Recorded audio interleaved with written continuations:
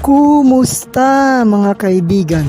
Ito ang Sayonara Ichiban TV. Ang video natin ngayon ay tungkol sa paano mo makikilala na ang taong kaharap mo ay plastic, nagpapanggap lang o nagpapanggap na nagbabait-baitan lang sa'yo o tunay na siya ay mabait.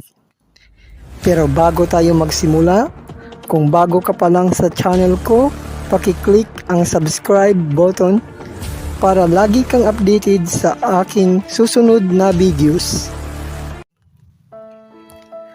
Marami sa atin ang naging biktima ng scam. Ang iba ay nabiktima ng mga manloloko gaya ng uutang sa kanila tapos hindi sila babayaran dahil ang umuutang sa kanila ay manloloko. Ang iba ay naging biktima dahil pinipirahan.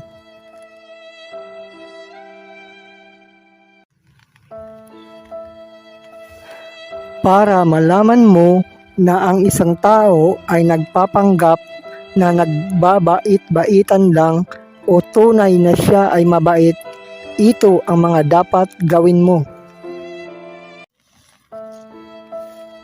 Una, tingnan mo ang kanyang valid ID at iba pang mga records. Tapos, alamin mo ang kanyang kaarawan o araw at taon ng kanyang kapanganakan o birth date.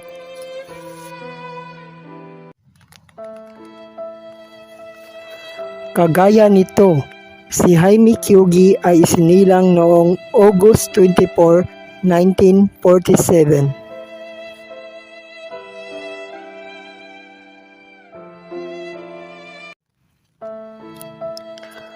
Ang August 24 ay Virgo. Ang 1947 ay Year of the Pig.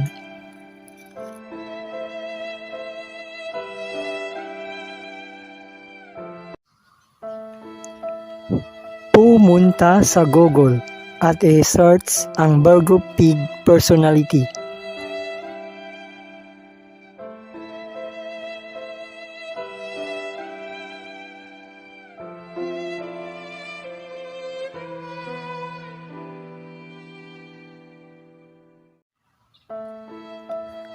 At mababasa mo ang The Hospitable Virgo Pig Personality sa GoTo Horoscope at puntahan ito at basahin. Dito ay nalaman mo na si Jaime Kyugi ay isang The Hospitable Virgo Pig Personality na tunay na mabait na tao. Siya ay isang mabuting tao na hospitable.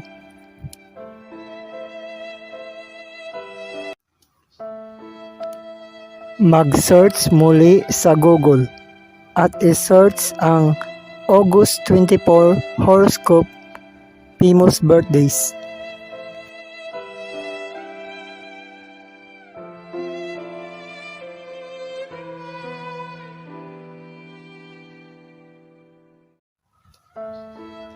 At tapos makikita mo ang August 24 horoscope and zodiac sa famous birthdays. Puntahan ito at basahin. Dito nalaman mo na si Jaime Kyugi ay isang mapagkakatiwalaan, disiplinado at mapagbigay, at siya ay maawain at makadiyos.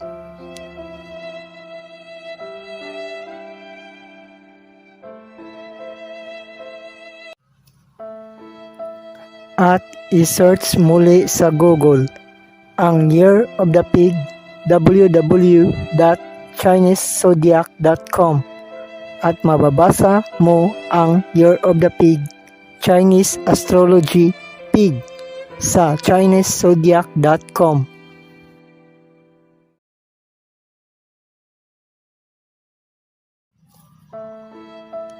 Puntahan ito at basahin. At dito nalaman mo na si Jaime Kyugi ay isang par pig na isinilang sa taong 1947.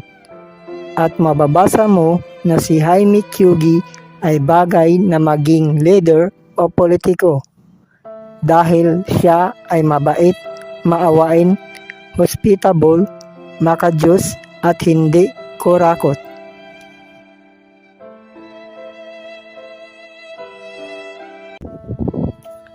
Mabuting paalala sa lahat, bago magtiwala sa isang tao, kilatisin sa ganitong paraan ang taong pagkakatiwalaan mo para hindi mabibiktima ng mga scammers at manloloko, para hindi ka magsisisi sa huli.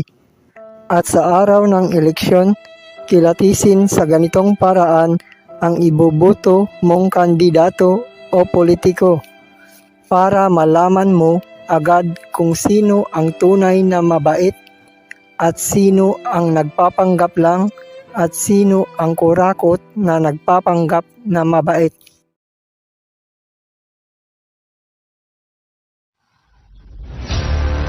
Buksan ang iyong isipan at imulat ang iyong mga mata sa katotohanan bago mahuli ang lahat. Para lagi kang updated sa ating susunod na videos, paki-click ang subscribe button. Ito ang Sayonara Ichiban TV. Huwag kalimutang mag-like, comment at subscribe.